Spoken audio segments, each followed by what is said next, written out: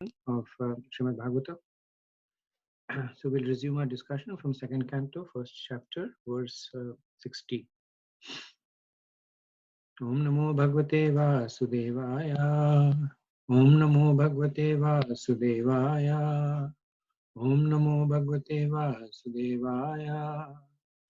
Narayanam Namaskritya Naram Chaiva Narottamam Devam Saraswatim Vyasam Tato Jayaudiraya नष्टप्रायेषु अभद्रेषु नित्यं भागवत सेवया भागवतयोत्तम श्लोके भक्तिर्भवतिर्नैष्टिकी ॐ अज्ञानतिमिरन्धस्य ज्ञानाञ्जनशलाकया चक्षुरुन्मिलितं येन तस्मै श्रीगुरुवे नमः ॐ विष्णुपादाय कृष्णपृष्ठाय भूतले श्रीमति भक्तिवेदान्तस्वामिति नामिने नमस्ते सरस्वती देवे गौरवाणी प्रचारणे निर्विशेष शून्यवादी पश्चादेशधारणे हरे कृष्णा कृष्ण कृष्ण हरे हरे हरे राम राम राम हरे हरे मुखं करोति वाचालं भंगं लंघते गिरिं यत्कृपातमहं वन्दे Shri गुरुदीनतारणम्. So, reading Canto 2, Chapter 1, verse 16. ग्रहात् प्रव्रजितो धीरा पुण्यतीर्थजलाप्लुतः शुचः विविक्त आसीनो विधिवत् कल्पितासने. One should leave home and practice self-control.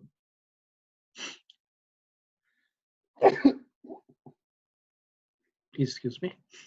In a sacred place, he should bathe regularly and sit down in a lonely place, duly sanctified. So just for the sake of context, we are at the part of the chapter where Sukadev Goswami is giving a short, immediate answer to the two questions that Parikshit Maharaj had put before him, that what should a person do and what should a person at the last stage of his life do, and what in both these situations should he not do. So the not do part he had already explained earlier, that the not do is do not become materially entangled. For the do, he had said that one should Shravana Kirtan, one should chant and hear the glories of Krishna. And in this set of verses, he's saying what should one do in the last stage of one's life. So in the previous verse, he had said that one must cut off all attachment to the material body and everything pertaining to it and all desires thereof. Here he says that one should leave home and practice self-control. In a sacred place, he should bathe regularly and sit down in a lonely place, duly sanctified. So in 6 verses, from verse 16 to 21, Sukadev Goswami is going to describe a form of Astanga Yoga. So Astanga Yoga, as we know, is Dhyan, is the process of meditation. The form of Astanga Yoga that Sukadev Goswami will describe is meditation on the material form of Krishna, which is the Virat Roop. So one may ask that earlier on, and this was in the 11th verse, Sukadev Goswami, in answering the question, had said that constant chanting of the holy name of the Lord after the ways of the great authorities is the doubtless and fearless way of success for all. So having spoken that, why is he now presenting something else? So one explanation we understood was because in terms of how much time does the person have. Now, in a in a way, it's a little ironical because Astang Yoga is the longest process, right? So in chapter 6 of Bhagavad Gita, we had seen that how a yogi may have to practice for many, many lifetimes before the process of Astang Yoga is done. So one may wonder that why is Sukadev Goswami recommending this for a person in the last stage of their life, knowing very well that this process is a long drawn process. And the answer, which will be revealed later on, is that this process is also for those who cannot take to the process of bhakti. So, bhakti is a change of heart. You cannot do it on a timetable, right? You cannot say that in the next 1 week I'll fall in love with Krishna, because it's a change of heart. The Astang Yoga is a mechanical process. If you want to develop your muscles, you can say from tomorrow onwards, I will start exercising. Whether your heart is in it or not, whether you're in love with the process or not, doesn't matter. You do the exercise that is recommended, whatever the process is, and then their corresponding muscles will develop. So Sukadev Goswami is taking cognizance of this fact. If one has spent their entire life either being averse or neutral to Krishna, it is unreasonable to expect that person to develop love for Krishna, to take to chanting and Shravana Kirtan Smaran of Krishna. It's not going to happen. So what can happen? What can happen is something that is more mechanical.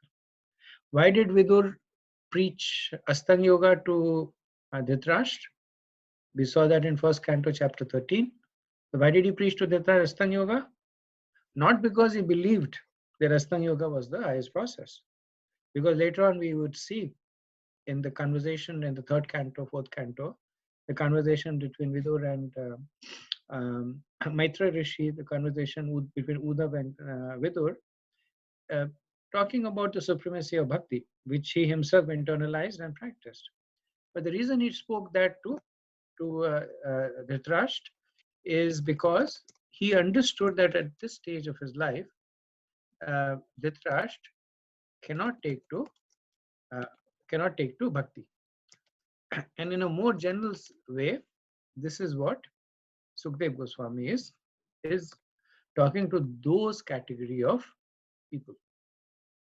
So he says, first become a dhira. So in order to be free from the fear of death, one must become detached from the body.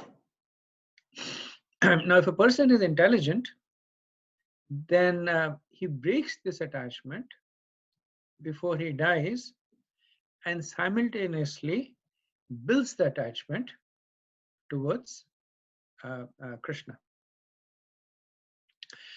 Now, this verse, as we said, is not the ultimate instruction, but it is a specific instruction to Parikshit Maharaj.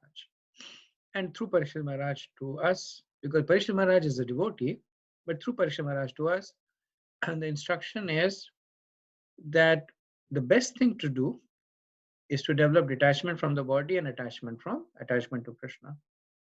But if you cannot develop attachment to Krishna, at least develop detachment from the material body. So if a materialist understands that this world is not for his pleasure, he becomes a dhira. He becomes unbound to the world. So subsequently becoming attached to Krishna is an easier process. So these instructions are very similar to the one that are given to Arjun by Krishna in Astang Yoga. The becoming a dhira, controlling the mind, and then elevating it finally to the stage of Krishna consciousness. Srila Prabhupada explains in the purport, the whole process is to drag the mind from material engagements and fix it on the lotus feet of the Lord. This simple process alone will help advance to the highest stage of spiritual success. And then he goes on to explain why in this verse, Sukdev Goswami is focusing more on the detachment. So Prabhupada says that in the next life, persons who are too attached to family members are generally awarded lower species of life on account of sinful acts performed during a long duration of sinful life. And thus all the energy of the human life is spoiled. In order to be saved from the danger of spoiling the human form of life and being attached to unreal things, one must take the warning of death at the age of 50, if not sooner. So, so what the process of detachment is going to assure a human form of life. And the human form of life is conducive to developing devotional service. So if one is not able to attain the spiritual form of life, at least Sukdev Goswami is saying attain a human form of life. If one dies too attached, then one will not even get that form. So one of the examples that Srila Prabhupada gives, I'm not sure what the source of it is, but Prabhupada would almost quote it as a fact. He would say there was a person who was very opulent, but very attached to his family. So attached to his family that when he died, he took birth as a dog in the street that his family lived. And as a dog, he was so happy that he would go and he would hang around his family. So by that time, his sons and grandsons, and being a grandfather, he was very attached to his grandsons. But the family, they were very concerned by this mangy street dog. So every time the dog would come, they would beat it with sticks. They would throw slippers at it and beat the dog away. So Prabhupada says, in this way, this is the destination of a grossly attached materialist. He lost the human form of life, and for the people that he lost the human form of life were the very same people who were beating him with a stick and tormenting him. So Sukdev Goswami is giving that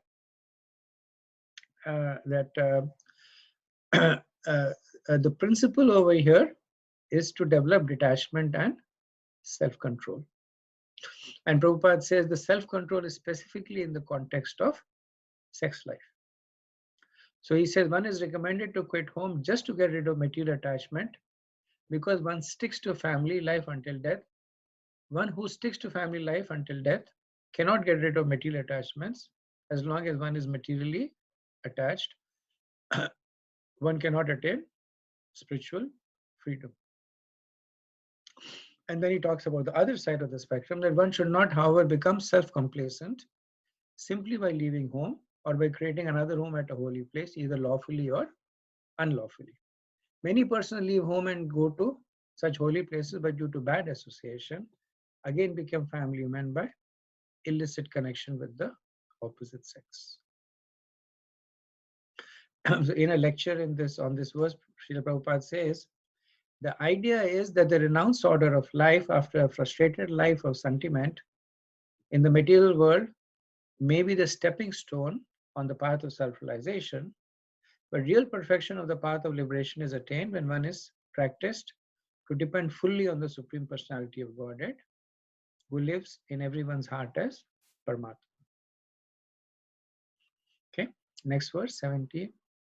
Abhyasen manasa shuddham trivrid brahmaksharam param manoyase jita swasa brahma bijam avismaran. After sitting in the above manner, making the mind remember the three transcendental letters Om, and by regulating the breathing process, control the mind so as not to forget the transcendental seed. So Sukadeva Swami, he continues to speak about the favorable conditions for of the cultivation of favorable conditions for preparing for death. So firstly, he's saying that one should leave home. And that Prabhupada explains that if you stay in your home, you will develop attachment, either for the home or the people who live in that house.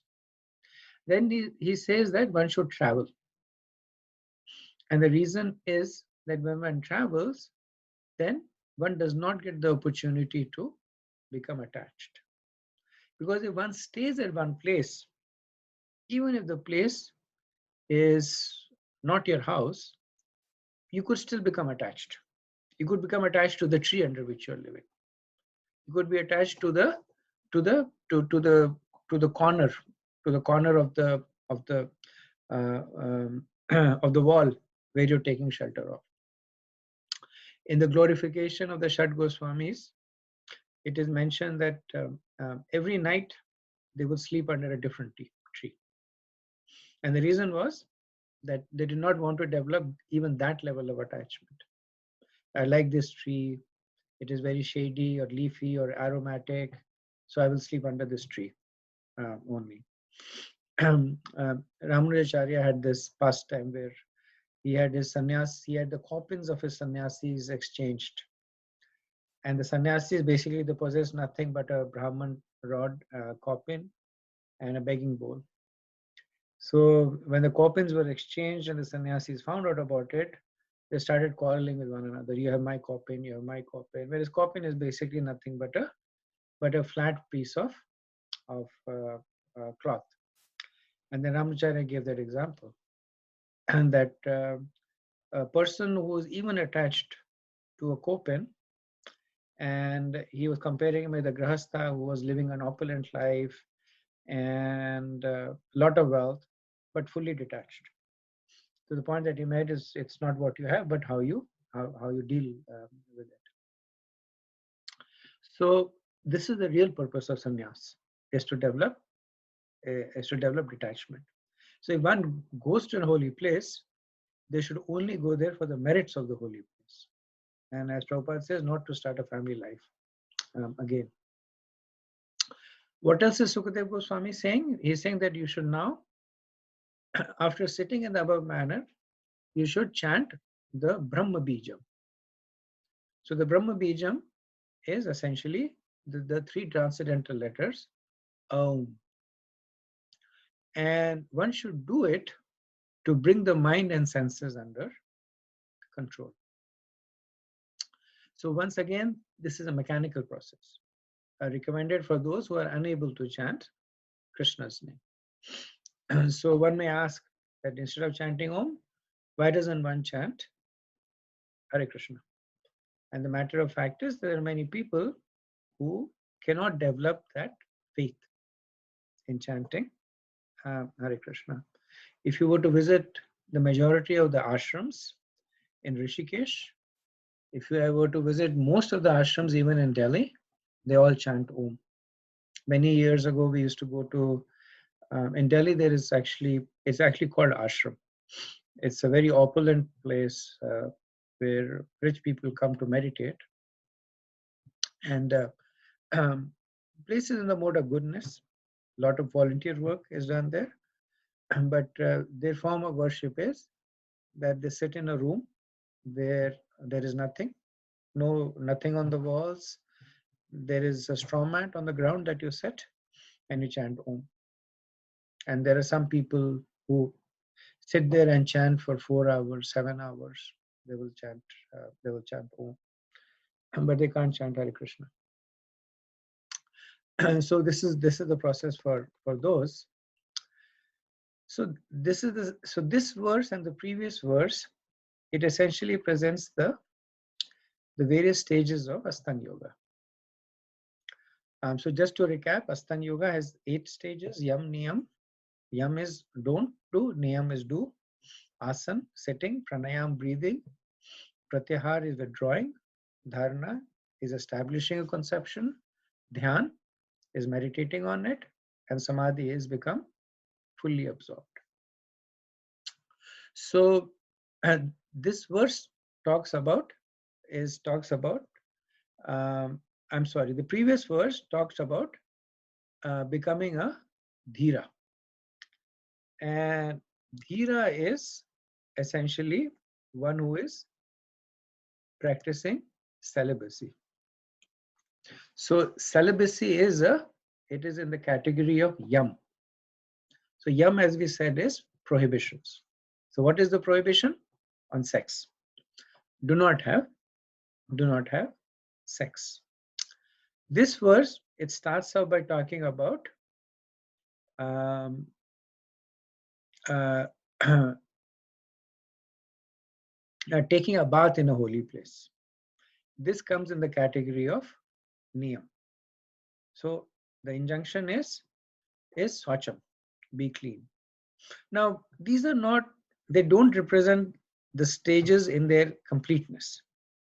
So it's not that dhira is the essence of all the practice of yam, and taking a bath is all the practices of niyam. So Sukadev Goswami is giving a summary description. He's basically giving the high level milestones. So here he's laying down the milestones of Astanga Yoga, saying that first become a dhira, which means follow the practice of yam, then be clean, socham, live bathing in a holy place, that is niyam. Then what else does he say in this verse?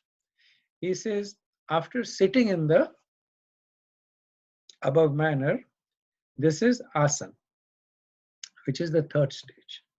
So we talked yam, niyam, asan. So the asan is following the rules. It should be made of kushagrass, deer skin, cloth, and one should sit firmly on it. That is the sitting posture, which is asan. Then he said that you chant the 3 syllables Om. This is the fourth stage of pranayam. And by the practice of pranayam, one makes the mind motionless. So important to notice is that Om does not have a spiritual component over here. It is essentially a way for one to regulate one's breathing. And for those of you who have gone to these places where Om is chanted, that is essentially what they ask you to do. They'll say, take a deep breath, say, Om, and then, and then you expel the remaining breath from your lungs. Take another deep breath, Om. So essentially, they use Om as a vehicle to control your breathing process. And when you do that for a long time, then you will see that your mind develops clarity, and that stage of dhira, being dhira, appears. In the purport, Srila Prabhupada talks about the Om. He says the Omkar or the Pranav is the seed of transcendental realization, and it is composed of 3 transcendental letters, A, O, Ma. By its chanting by the mind in conjunction with the breathing process, which is transcendental but mechanical way of getting into trance, as devised by the experience of great mystics, one is able to bring the mind, which is materially absorbed, under control. Later on, he says, Omkar is the seed of all transcendental sound, and it is only the transcendental sound which can bring about the desired change of mind and the senses. Even a mentally deranged man can be cured by treatment of the transcendental sound. In Bhagavad Gita, chapter 8, verse 17, the Pranav Omkar has been accepted as a direct, literal representation of the Supreme Absolute Truth. Then he goes on to say, this Omkar is a note of address such as, O my Lord. Just as Om Hari Om means, O my Lord, the Supreme Personality of Godhead, as we have explained below, before the Lord's holy name is identical with the Lord himself, so also is the Omkar. So based on this purport, one may wonder that what is the relationship of Om with the chanting of the actual names of the Lord like Krishna? And Prabhupada says that One who is not able to chant directly the holy name of the Lord, as recommended above, can easily chant the pranav Omkar. But persons who are unable to realize the transcendental personal form or name of the Lord on account of the imperfect senses, in other words, the neophyte, are trained to the practice of self-realization by the mechanical process of regulating the breathing function and simultaneously repeating the pranav Omkar within the mind. So this is for the latter category of people. If there is a person who is able to understand the spiritual significance of Om and chant in that way, he will become Brahman realized, because Om is the impersonal conception of Krishna, and if he perfects that, he will get impersonal liberation. But this is not about that person. This is about a person who is having difficulty controlling his mind, and who is so in the process of Astanga Yoga, the first 4 stages, there is no spirituality, right? It's only the process of developing material detachment. Beginning from dharana, the process of spiritual attachment begins. So the fact that Omkar is being used for the stage of pranayam means that such a person is not seeing the spiritual component of Om, but is nevertheless realizing the benefit of the potency of Om in terms of the ability to become a dhira and control one's mind and senses.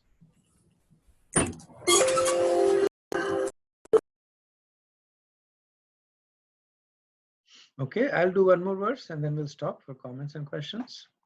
Verse 19. Tatra ka vayam dhyayedavyochinnena chetasha mano nirvisham mano nirvishayam yukta tataha kinchanna smare padam tat paramam vishnur mano yatra prasidati. This is one of those verses that is actually in 6 lines, not a chatur pankti shlok. It has 6 lines. But according to the rules, it's also acceptable. So translation is, therefore, you should meditate upon the limbs of Vishnu, one after another, without being deviated from the conception of the complete body. Thus, the mind becomes free from all sense objects. There should be no other thing to be thought upon, because the Supreme Personality of Godhead, Vishnu, is the ultimate truth. The mind becomes completely reconciled in him only. So this verse is talking about the higher stages of the Astanga Yoga, which is dhyan or meditation. Hare Krishna Prabhu, did we miss 18 or we combined both, Prabhu? No, I think you missed 18, Prabhu. I missed 18. Maybe you combined it in your explanation. Yeah, a little No, bit. I missed 18. My apologies. So I'll do 18 and 19, and then we'll pause for questions. I had 19 marked as prick point. Nivyached vishabhyukshan manasa buddhisarati manakramabhir akshpitam shubharte dharayedhya. Gradually, as the mind becomes progressively spiritualized, withdraw it from sense activities, and by intelligence the senses will be controlled. The mind, too observed in material activities, can be engaged in the service of the personality of Godhead and become fixed in full transcendental consciousness. So this verse has 2 parts. The first part of the verse is talking about the progression of Astanga Yoga. So the first part where it says the mind becomes progressively spiritualized, withdraw it from sense activities, and by intelligence the senses will be controlled. This is the stage of Pratyahara. So Pratyahara is basically a stage of, so ahar basically means food. And pratyahar means determining what your food is. So what is it that makes you alive? So pratyahara, in the context of what it means is, are you going to live on a material conception of life or a spiritual conception of life?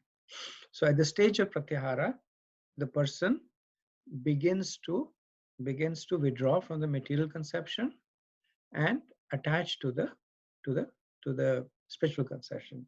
Understanding is, my food now, my sustenance right now is not in this material world. Now this is one of the paths for the yogi. As we'll see later, the yogi can have different paths, but this is one of the paths. And the second part of the verse, it actually talks about bhakti, but it talks about bhakti as a lower rung. So Sukadeva Goswami is saying that after the stages that you have crossed, first stage was become a celibate, the yam, live in a holy place, take a bath, which is niyam. Then sit in the proper way on the mat, proper posture, asana. Then chant the Om to control your breathing process, which is pranayam. Now he is saying that now you basically begin to spiritualize your conception, pratyahara. But he's saying, if you are so weak that you cannot take to this, then you take to bhakti. Right? So this is we'll dig a little deeper, but this is the flow that is given in the verse. So he characterizes pratyahara as niyachet vishabhya, which means that you withdraw your mind from vishaya, from the material conception, which will then lead you to the next stage of dharana. So dharana means that once you have withdrawn your senses, you have to re-engage them somewhere. So dharana means to take on something. So you withdraw from the material and you take on the spiritual conception. So one thing over here to understand also is that this process of astanga can be followed by a karmi, a jnani, a yogi, or a bhakt. At the end of the day, astanga yoga is a means to an end. What the end is determined by dharana. So dharana is the point where it can fork at many directions. So one may follow the yam, niyam, asana, and pranayam. Now they are in a position where they're sufficiently detached. So what does the person do? The person says, I want siddhis. I want to be the most powerful person in this world. I want to be the richest person in this world. Who's an example of an astanga yogi who followed that path? So we have the case of Hiranyakashipu. Right? What was he following? He was following astanga yoga. Right? He was standing on his toes and with his hands stretched and full meditation, gave up eating, material detachment. But what was his dharana? His dharana was material opulence. At this stage, a person may also say that now that my mind is fully controlled, I will meditate on Sankhya. I will meditate on the different aspects of the material existence. Or the person might say, I want siddhis. Siddhi, generally the acquisition of siddhi comes from Paramatma meditation. When you see the Paramatma in different forms, you get siddhis. Now, such a person can also become a devotee, depending on what the dharana of the person is. And where is this said? Where is this said?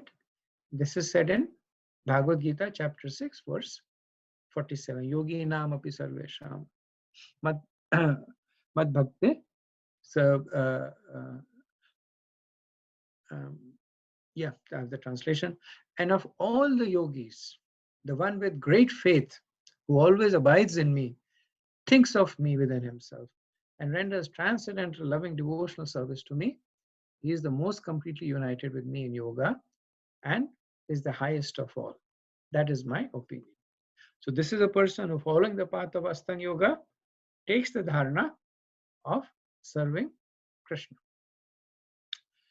So what this verse is talking about is that become that kind of a yogi who once has niyached vishabhya, one who has detached oneself from the material conception, attaches oneself to dharayit, to the spiritual conception. It does not say more than that, what aspect of the spiritual conception, but basically what it is saying, attaches oneself to the not material conception. Another explanation is that for those who are too materially absorbed, so this is the second half of the verse, manaha karma bhi akshitam. Sukadev Goswami is saying that, he is saying shubha arte, that for the sake of Krishna. So arte is value, shubha is translates to Krishna, or performing activities for the sake of Krishna while maintaining material attachments will result in dharayet dhiya, or becoming fixed in transcendental consciousness. So now we can see that the second half of the verse is not putting the bhakti at a lower platform, but at a higher platform. So what Sukadev Goswami is saying, that you can follow plan A, in which you elevate, and then at the stage of the Dharayat, start following the spiritual conception. But a person comes and says, I can't do this, too difficult for me. So when a person is going up from, let's say, first floor to second floor, the person may take the stairs, in which case he's doing everything by his own effort. He may take the escalator, in which the escalator is assisting him, or he may take the elevator, which he pushes the button and the elevator takes him. So between the three, the most powerful is the elevator, because the elevator has the potency to take you with minimal effort from your side. The least powerful is the stair, because all that it gives you is a path, but you have to make all the effort. So a person says that to Sukadev Goswami, you have shown me the staircase that goes, but I'm so weak that I cannot go up the stair. Sukadev Goswami says, don't worry. I have a process that has much more potency. Take the elevator. And so that's why he says that if a person is unable to take to the process of Astanga Yoga, then Dharitya, that you meditate. You meditate on, you perform activities, Shubha Arte, that for the sake of Krishna, you perform the activities. This will result in Dharitya, or becoming fixed in transcendental comparison. So Prabhupada says in the purport that therefore Sukadev Goswami recommends the next step of assured policy, namely to fix one's mind in the service of the personality of God. Lord Krishna, the Supreme Personality of Godhead, also recommends this direct process in 647 Bhagavad Gita. Thus, the mind being spiritually cleansed, one should not engage himself in the transcendental loving service of the Lord by the different devotional activities of hearing, chanting, etc. If he performed under proper guidance, that is the surest path of progress, even for the disturbed mind. So here Srila Prabhupada is talking about the fact that bhakti is easier but has greater potency. Okay, next verse, 19. Tatreka vayam dhyayed avyuchinnena chetasa mananirvishayam yuktva Tatha kincana smaret padam tat paramam Vishno mano yatra prasidati. Therefore, you should meditate upon the limbs of Vishnu, one after another, without being deviated from the conception of the complete body. Thus, the mind becomes free from all sense objects. There should be no other thing to be thought upon. Because the Supreme Personality of Godhead, Vishnu, is the ultimate truth, the mind becomes completely reconciled in Him only. So we have begun discussion that this is now talking about the next highest stage of Astanga, the seventh stage, which is Dhyan or meditation. In the previous stage, it was talking about Pratyahara and Dharana. So Pratyahara means that you change your conception, and Dharana is that you take on that conception. Dharana means to take something, something on. So what do you take on? You take on the fact that you meditate upon the Lord, the limbs of the Lord. The second half of this verse, where it says that there should be no other thing to be thought upon, is talking about the highest stage of Astanga Yoga, which is Samadhi. So Samadhi is the stage of complete absorption. So in the context of this verse, Srila Prabhupada also states that this clearly indicated that the Lord has a personal form. Because only when there is a person, then there are different limbs to meditate upon. Otherwise, Sukadeva Goswami would not have said that to begin from Pranav, and then you go on to meditating on the limbs of the Lord.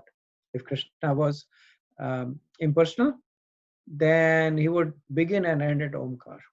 But he's not. He's saying that chant the Omkar to get control of your mind. And once you have control on the mind, then you start to meditate on the different limbs of the Lord. Srila Prabhupada also maintains that this process is also recommended in the personal form that appears as deity worship. That when one is worshipping the deities, then one gets to meditate on the different forms of the Lord. One looks at the limb, the feet. One goes up, looks at the hips, the abdomen, the hand, the neck, the smiling face. So that is another form.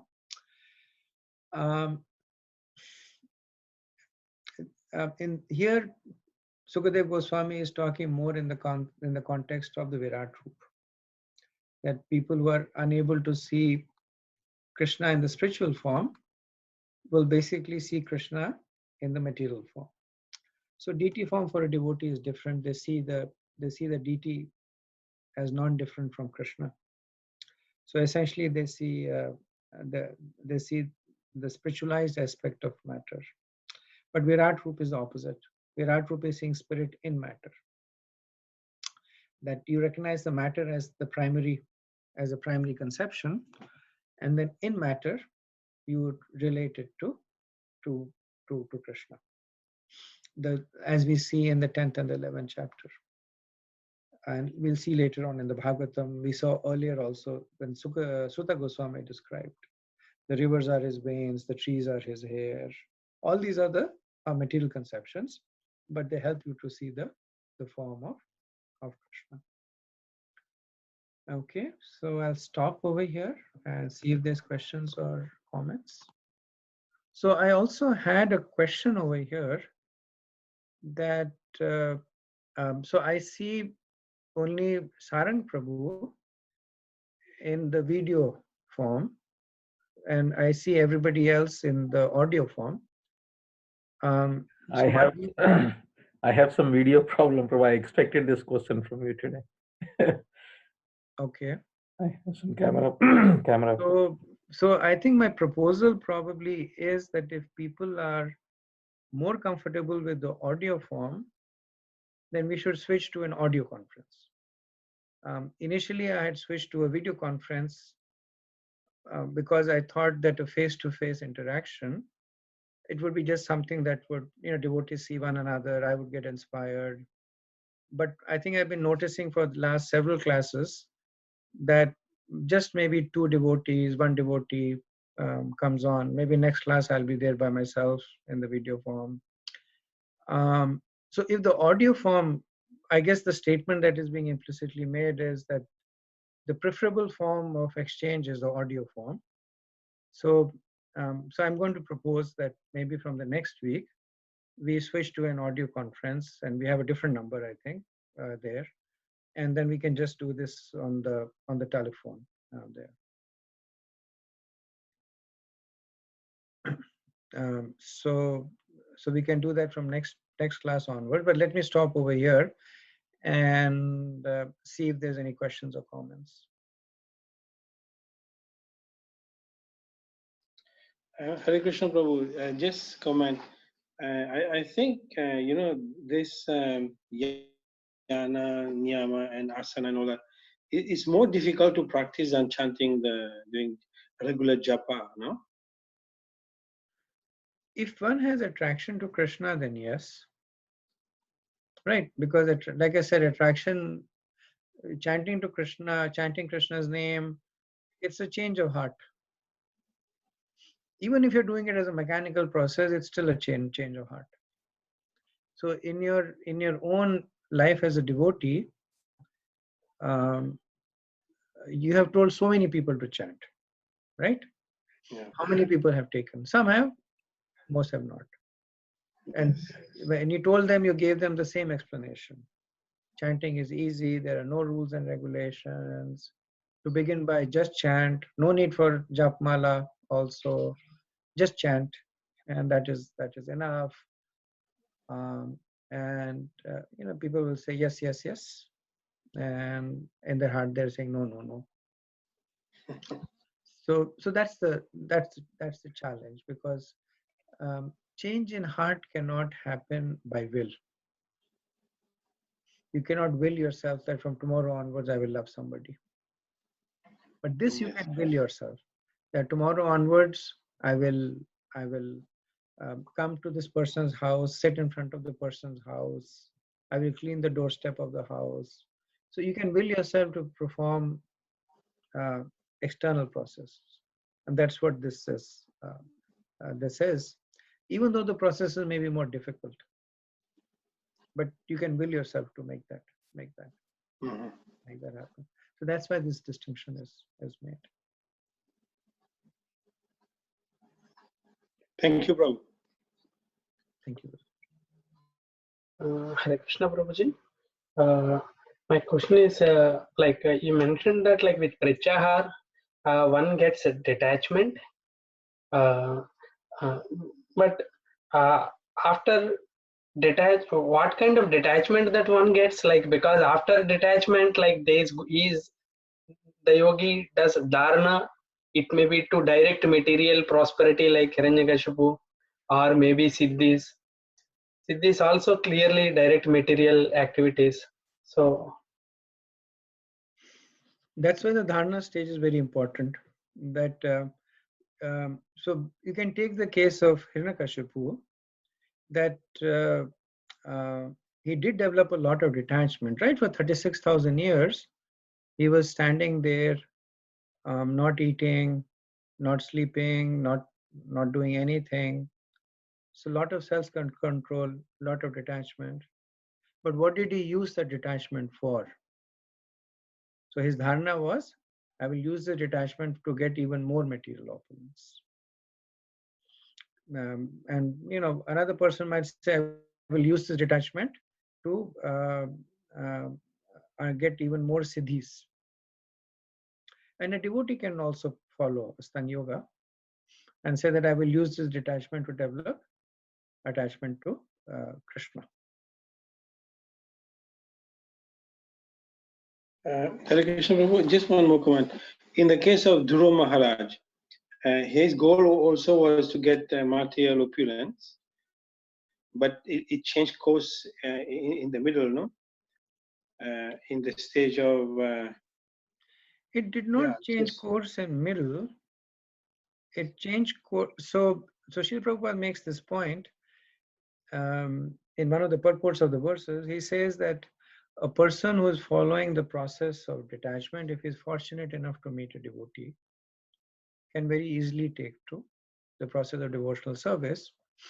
The reason is that they have already completed half the journey. They have unentangled themselves from the material world and they're free to go. They have no cords that is binding them. The devotee comes and says, take a right turn and head over there. He'll say, okay, I'll take a right turn. But a yogi might come and say, go up this mountain. I'll say, okay, I'll go up this mountain.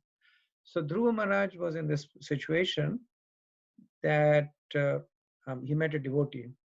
Now, what was the name of the devotee that Dhruva Maharaj met?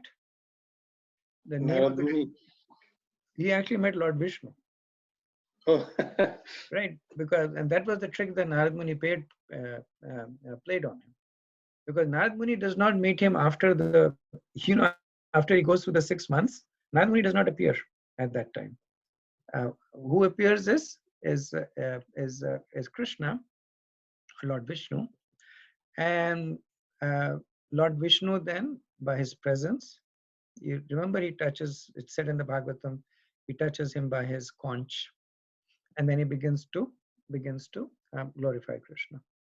So that was the mercy that Dhruva Maharaj received. The reason he received that mercy, the point that you made was correct. The reason he received the mercy was because he had already received the mercy of Narad Muni. So one might say, if Dhruva was following the process of Astang, what made him different from the other Astang yogis like Saurabh Muni or Hiranyakashipu? The reason was Dhruva had already received the mercy of Narad Muni. And the reason that he was acting on that mercy was because Narad Muni says, you stand over here and you chant Om Namo Bhagavate Vasudevaya.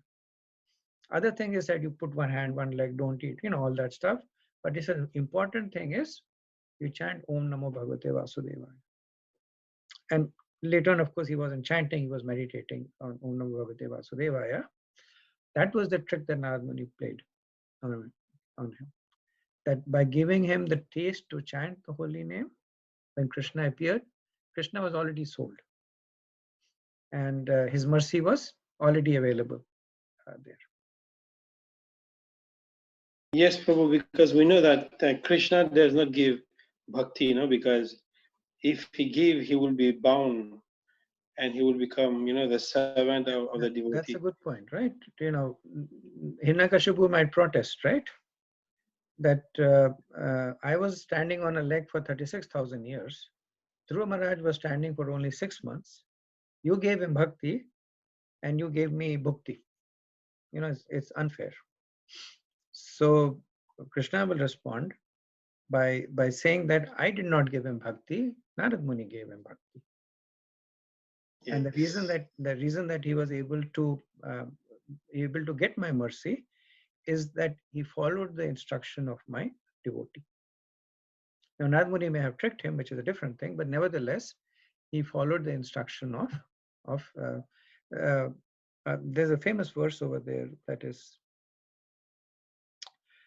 I'm sorry, there's a famous purport of Srila Prabhupada over there, where Srila Prabhupada says that when one gets the mercy of the spiritual master, one does not have to, by the mercy of the spiritual master, Krishna is automatically attained.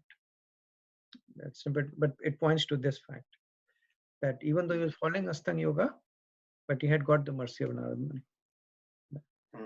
And same thing also for Narad Muni himself, no? When he was the son of a maidservant. Mm-hmm. And then also when he did he also underwent some austerity, no? When after the walking and all that. There are those pastimes. They appear in the lower Puranas. So there are pastimes where Narad Muni becomes very envious of people. There's a pastime when Narad Muni is asked to take a pot of oil on his head and walk around the mountain. And there are pastimes in which Narad Muni gets attracted to a woman and wants to marry the woman. They appear in the lower Puranas. The Puranas were more in the mode of tamas and rajas there. Srila Prabhupada's general recommendation was for us not to read those Puranas. because they present things differently. The only exception that he made was the lifetime of Tulsi Devi, which appears in the Brahma Vaivarta Puran, which is again a lower Puran. But he made an exception over there. But otherwise, he would say that, only read the Sattvic Purans. And amongst the Sattvic Purans, try to read only the Bhagavatam. Thank you, Prabhu. Okay. Hare Krishna Prabhuji. One small request, Prabhuji. Like actually last like 2 weeks, like by the time I returned from office and with time constraint, like I was actually not putting the video on, and I just putting cooker or something like that. So that is the reason I am not keeping video. But going forward, I wanted to keep the video. I don't want to miss the opportunity of seeing devotees. So I hear you. That was my original purpose. I think when Prem Kishore Prabhu had asked me to resume the Bhagavatam, I put that as a precondition. I said that I don't want to do an audio. I want to do a video because the subjects of Bhagavatam are a little deep, and for my own personal reason also, it's Sangha there. But factually speaking, I think it's not working out that way. Most of the people, the majority, even now I see there are 12 people on the conference, and excluding me, you just joined, there was only Sarang Prabhu. I think Prem Kishore Prabhu is generally there. So generally I see only 2 people in the conference. So I think it may be easier. That's what I think. It may be easier that if we just do it on conference, do a conference recording, and then the audio can be made available there. Then we will miss the body language. Because when you hear, when you express visually, it's more. Yeah, anyway. but for that you have to be in the video conference, right? I So know. the point I'm making is that there is nobody in the video conference, except for you and now Ravi Prabhu. There's nobody else who is in the video conference. We'll take the Prabhu, maybe they are watching, but they put the video on how to call this, not on mute, but yeah, they whatever. They don't activate the video. They are watching they're watching maybe Yes, you Prabhu. talking. Yes, but Prabhu, that is you can't correct. see them. Oh, that's possible? Yes, Prabhu. Yes. Actually, I am watching Prabhu, but just because I doesn't want to, appear that doing this work, I kept it last 2 weeks. I am putting cooker. I don't want to that half the class are, like I will be like that, and after that I am sitting and hearing. But I can give that commitment that going forward I will sit before the video. It's like muting. When we mute, you don't hear us, but we can hear you. The video also the same. We can put the video off, but we can see you, but you don't see us. And the other people don't see you also, don't see us. Correct, Prabhu. Correct. So maybe what I can do is let me ask Prem Kishore Prabhu to take a quick poll. Yes, Prabhu, that's what I was saying. I would actually, first thing is I would like to propose we should continue with this video, but that is more, if you see, even last time, like 3 years or 4 years back when we came to the second canto and we had to discontinue, if you remember. That was a audio thing. We'll encourage all other devotees that I'll take care of it in talking to them individually. My personal case today, I couldn't even on it, maybe some technical issue, but I'll take care of myself and also others next week. Yeah. I think in your case, I know that you and Sarang Prabhu are always there as the video, but essentially it's mostly a 3-person video. It's me. And you then Param, I don't know his name fully. Paratma. That is true. He is Paramatma. also Paramatma Prabhu, Yeah, right? he also come on the video He is also. very often. Yeah, I'll have a takeaway, Prabhu, so we can continue. I'll take away. I'll come back to you. Yeah. I'll encourage everyone. Yeah. Good. Any other question, or should I just continue with the 20th verse? It's okay. Okay. So verse 20.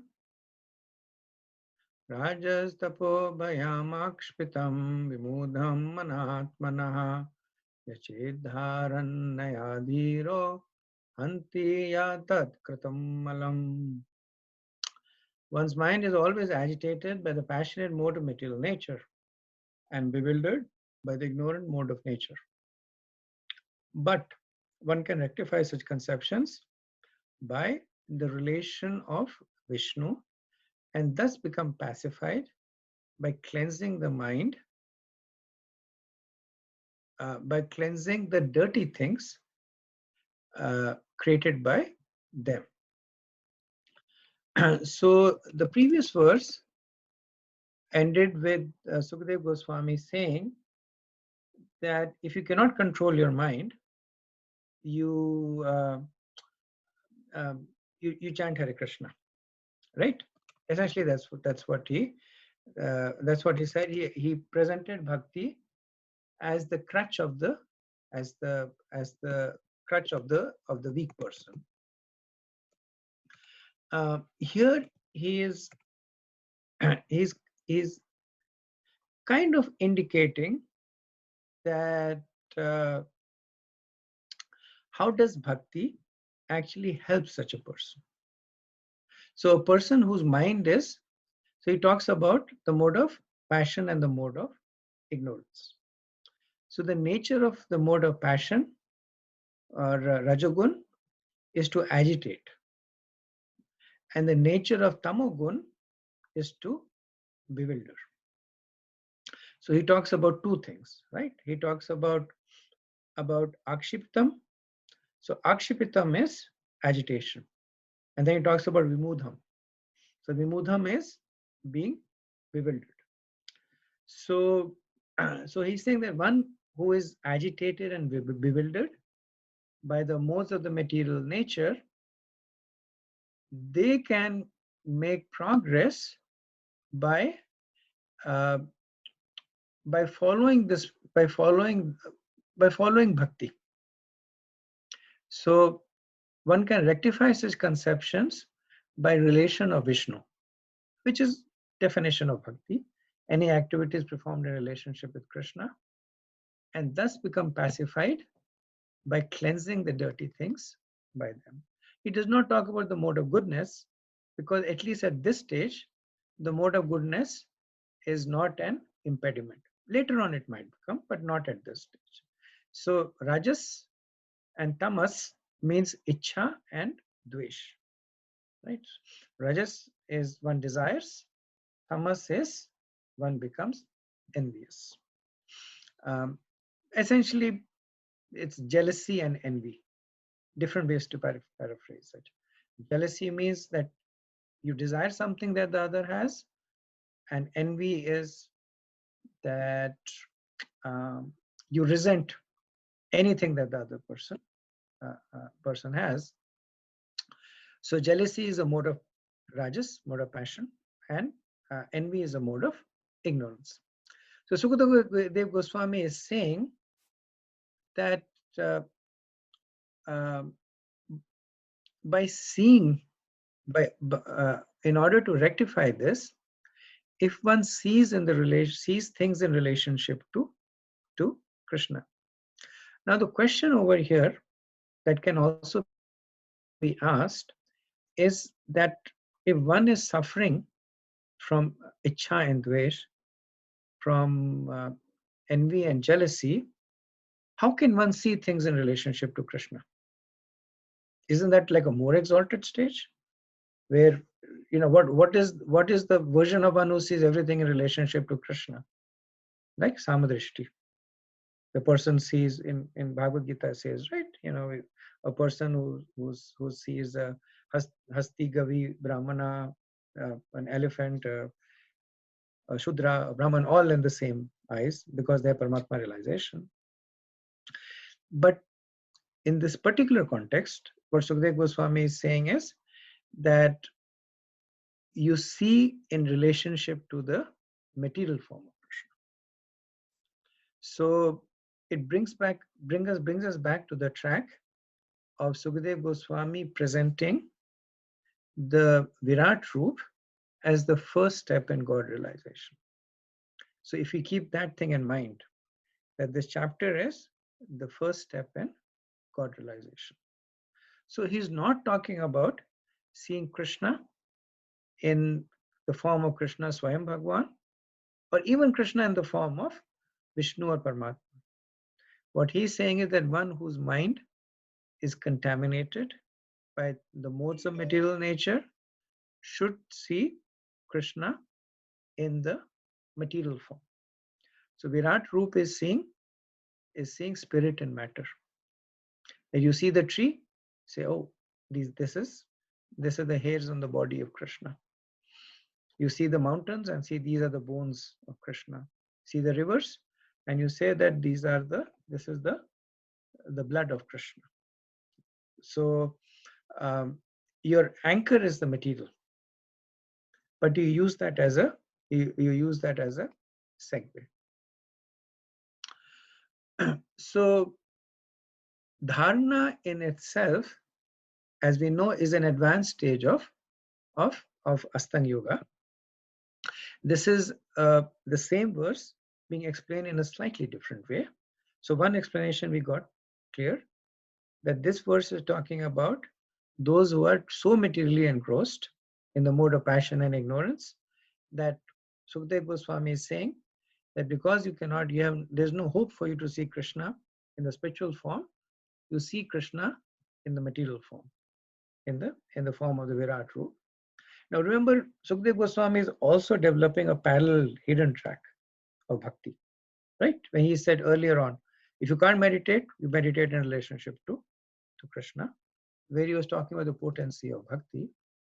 So this can also be understood in the context that the mode of passion and ignorance that he is talking about is the remnant mode of passion and ignorance, not the predominant mode. Because what is the symptom of modern passion and ignorance? It is anarthas. And anartha nivritti, as we know, it continues all till the stage of bhava and even prem. You can have anarthas at that stage, which means that the example that is given by Vishwanath Chakravarti Thakur is city is destroyed, but the city is still there. That is the first stage of anartha nivritti.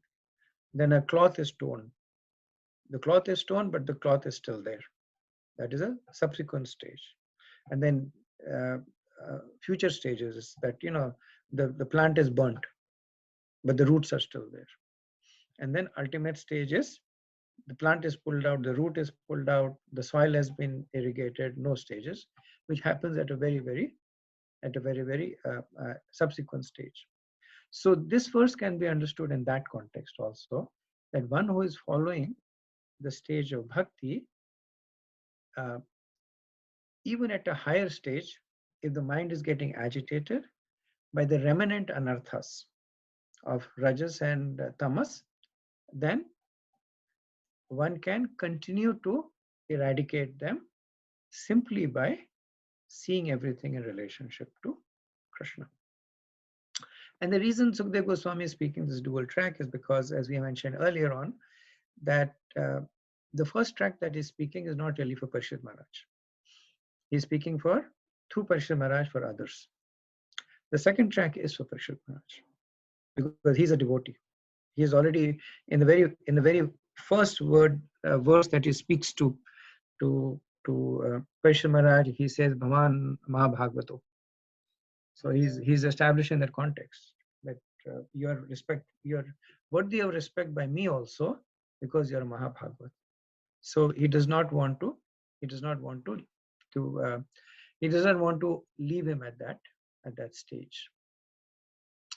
Prabhupada in the purport he says that persons generally conducted by the mode of passion and ignorance cannot be bona fide candidates for being situated in the transcendental stage of God realization.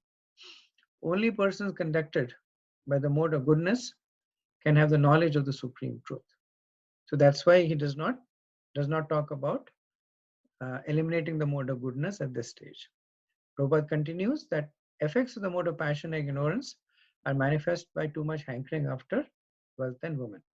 And those who are too much after wealth and women can rectify their learnings only by constant remembrance of Vishnu in his feature composed of impersonal potencies. So this is the apparent meaning of the verse. The person who is too much attracted to matter is basically weaned away from matter by showing them spirit and matter. Because their primary conception is matter, their primary attraction is matter. They are not going to leave matter. So Krishna says, see me in matter. See me as the taste of the water. See me as the ocean of the bodies of water. See me as the shark amongst the fishes. Right? So not that Krishna is the shark, but he says when you see the shark as the most magnificent of the fishes, consider that to be a reflection of my quality. Prabhupada makes another interesting comment in the purport. With Prabhupada, he kind of speaks it and leaves it over there. And it's a statement that can be expanded and spoken of in, for several minutes. I'm not going to do that, but because Prabhupada has put it, I'll speak very briefly about it. But Prabhupada says that pantheism, in its higher status, does not permit the student to form an impersonal conception of the absolute truth, but it extends the conception of the absolute truth into the field of the so-called material energy. So this is Srila Prabhupada summarizing the complete approach that is being taken by Sukadev Goswami in this chapter. So firstly, he says pantheism. So what is pantheism? Pantheism is the doctrine that says that everything is God. Right? Pan means everything, and theism is God. So pantheism is identifying every object in the universe with God. The stone is God, the dog is God, the tree is God, I am God, you are God. So that is pantheism. Now he says pantheism in its higher state does not permit the student to form an impersonal conception. Why? Pantheism in the lower state is forming an impersonal conception. But if one were to sincerely follow pantheism, in a higher state, pantheism morphs into polytheism. So polytheism is not seeing everything as God, but accepting the fact that there are many gods. So that is the typical Hindu form, right? There are many gods. Bhasa Bhagwan, Indra is God, Surya is God, Chandra is God, Vayu is God, Krishna is God. Everybody is God. But the difference between pantheism and polytheism is that the gods have forms. So when you say Indra is God, there is a person Indra. When you say Shiva is God, there is a person who is Shiva.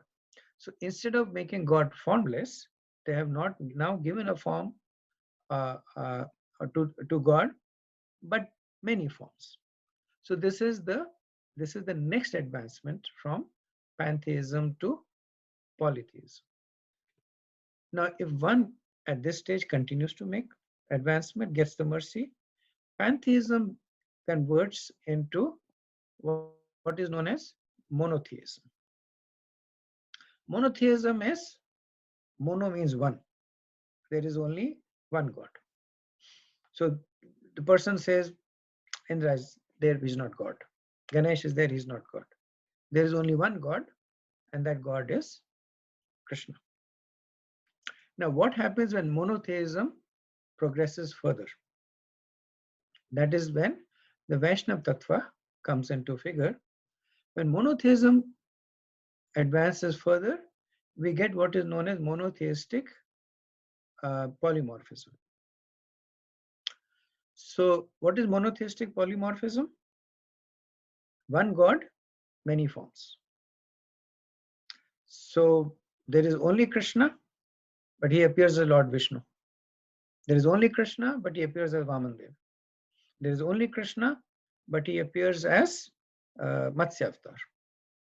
So it is easy to confuse monotheistic polymorphism with polytheism. What distinguishes is the tattva underneath it. So Srila Prabhupada in the purport is essentially saying that this is why Sukadeva Goswami is starting off with polytheism. He's starting off with polytheism because he's saying that from polytheism you will go to, from pantheism you'll go to polytheism. From polytheism you would go to monotheism. From monotheism you will go to monotheistic polymorphism, right? So when he's presenting the impersonal conception, that is pantheism, and when he's presenting the Virat Roop actually he is presenting as monotheistic polymorphism. But he is presenting it as a form of polytheism. So again, this is Srila Prabhupada leaves it over there. It's something that you should just think about it. But this is Sukadeva Goswami cheating the non-devotees.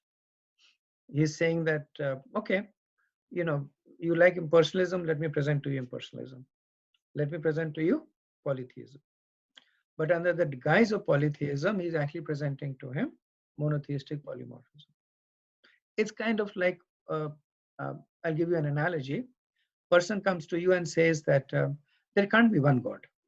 How can there be one God? There's so much big universe, so much work to be done. How can there be one God? You say, yes, you are right. There can't be one God. Actually, Krishna is God, Vishnu is God, Ram is God, Matsya is God, Hiranyakashipu is God, not Hiranyakashipu, Narsingadev is God. So there are so many gods. Person says, yeah, you're right. I have 100 gods. I will worship these 100 gods. But essentially what he is doing, he is worshipping one God only. So you have cheated the person, right? You have said, yes, I agree to the fact that there are many gods, but you have presented the many forms of the one God. And by this process, the person will actually make progress.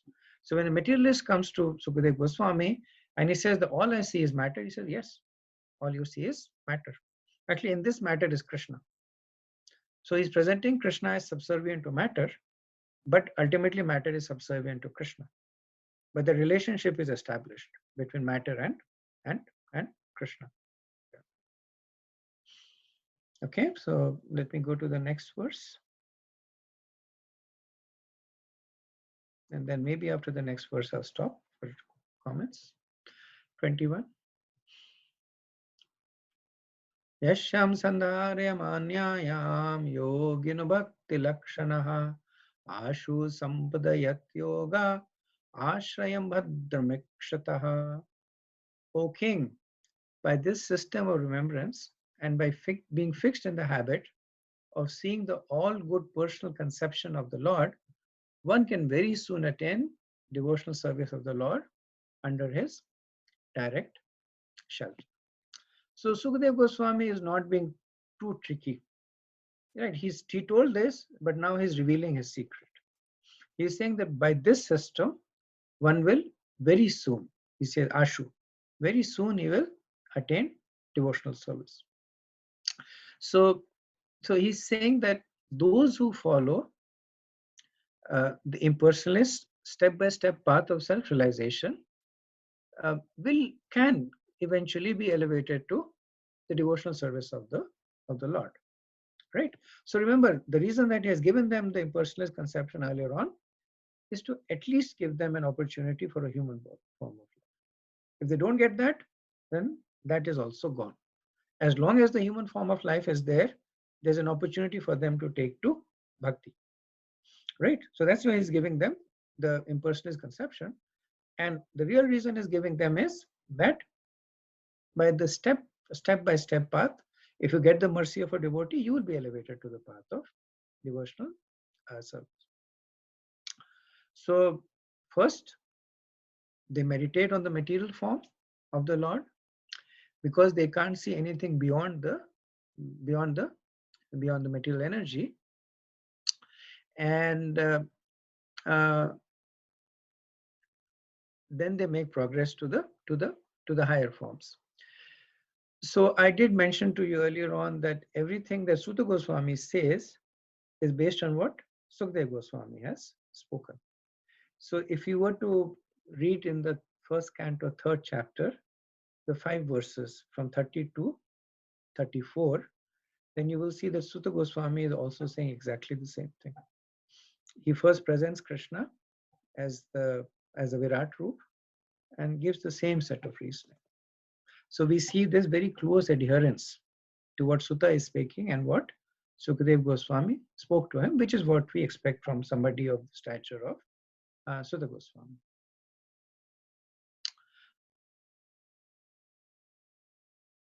So Srila Prabhupada, he gives an analogy as to why the meditation on the impersonal form or the Virat Roop of Krishna is helpful.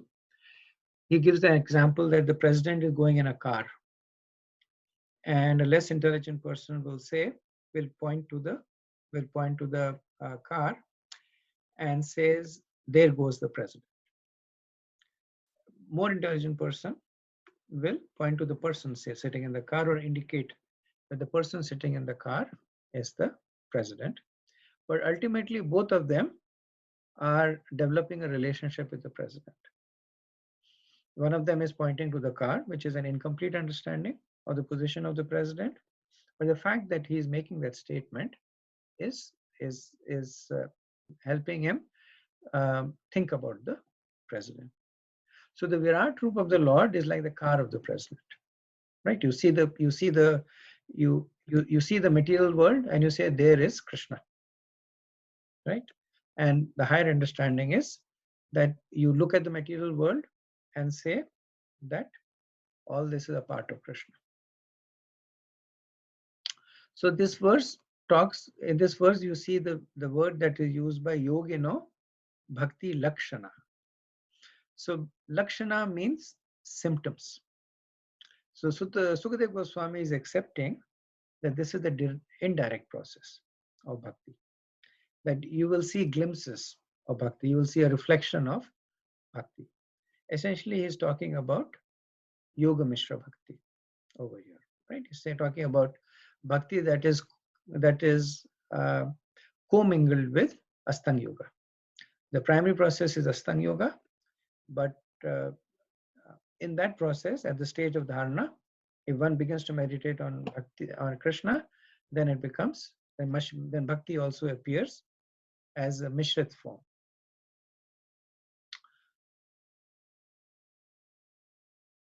So Prabhupada in the purport, he says that success of mystic performance is achieved only by the help of the devotional attitude. Pantheism, or the system of feeling the presence of the Almighty everywhere, is a sort of training of the mind to become accustomed to the devotional conception. And it is this devotional attitude of the mystic that makes possible the successful termination of such mystic attempts.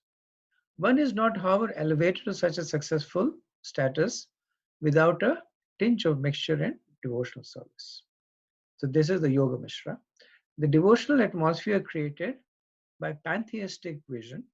So the pantheistic vision is the impersonal vision. Develops into devotional service. So this is the monotheistic vision in later days. And that is the only benefit for the impersonalists. It is confirmed in Bhagavad Gita 12.5. The 12.5 Krishna says, right, for those whose minds are attached to the unmanifest impersonal feature, progress is very difficult to make. But there is still progress. So Prabhupada said this is confirmed in Bhagavad Gita 12.5 that the impersonal way of self-realization is more troublesome because it reaches the goal in an indirect way. Although the impersonalist also becomes obsessed with the personal feature of the Lord after a long time. And the reason they become obsessed, Srila Prabhupada does not say explicitly but implicitly, is that they get the mercy of a devotee. If the impersonalist does not get the mercy of a devotee, he will continue to follow some path of impersonalism and materialism and impersonalism. Okay, let me stop over this at this point and see if there's any questions or comments. Prabhu, just one comment on the verse 20. I was listening to it in a lecture. I was, in the pastime of the churning of the ocean, and when the devas and the demon was churning the ocean, it said that first the poison came, and then jewel, and then nectar. I think it's in the process of cleansing also the same thing happened. There's a battle inside in our brain. Many bad things start to come out first. But the thing is we have to continue. The churning process should be continued. And then, once we pass this phase of, this phase, then we will get the nectar afterward. Yes, yes. Nice analogy.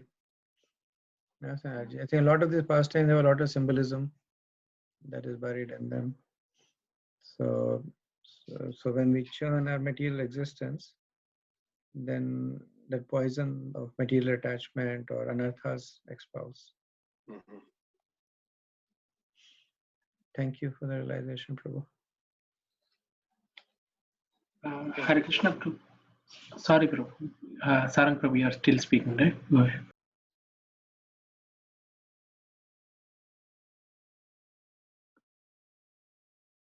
Go ahead, Ravi. Hare Krishna, Prabhuji. Prabhuji, you mentioned that even in the stage of bhava and prema also, there are traces of mode of passion and ignorance. We have any scriptural examples for that, Prabhu? Because this jealousy is not to be considered as a transcendental jealous or envy. It is because of this mode of passion and ignorance. Is it right, Prabhu? So it's a question of the magnitude that is there. One of the examples that is typically used to demonstrate this is the example of Maharaj Bharat. So in the Bhagavatam, we see the example of Maharaj Bharat that he had already reached the stage of bhava, but yet he became attracted to the deer, which is a symptom of more passion there, right? And the example that is given, that the anarthas were almost gone, but the traces were there, right? To a lesser extent, and of course, Ajamil was not that advanced, but he was a devotee, right? He was a devotee, a practicing devotee, and he fell deeply in the mode of ignorance there. So the same question is asked, that he was a devotee. How did he fall to that stage? Maharaj Chitraketu. And Maharaj Chitraketu had already received transcendental instructions. He had established himself in that area, and yet there were traces of something that caused him to disrespect Mother Parvati. There.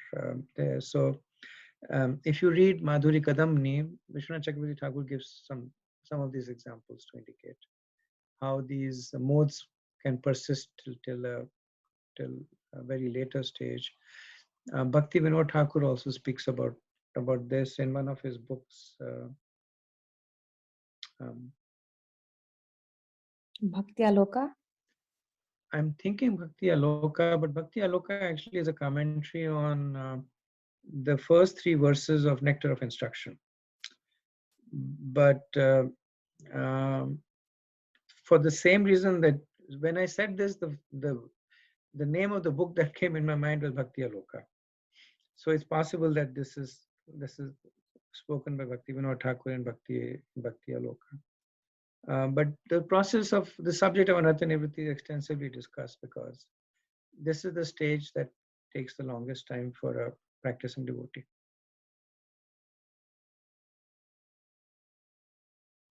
Thank you, Prabhuji. Okay, so if there are no further questions, then I will end over here. Also request the Vaishnavas to give me your blessings. Today is our marriage anniversary. And Yes. Happy wedding anniversary, Prabhu. thank you. Happy wedding anniversary, Prabhuji. Thank you. Hare Krishna. Please convey my obeisances to Mataji too. I will. Vanchakalpatarubhayascha kripa sindhubhya eva cha patitanam pavanebhyo Vaishnavebhyo namo namah. Ananta Koti Vaishnavrinda ki jai. Srila Prabhupada ki jai. Nitai Gaur Premanand. Hare Krishna.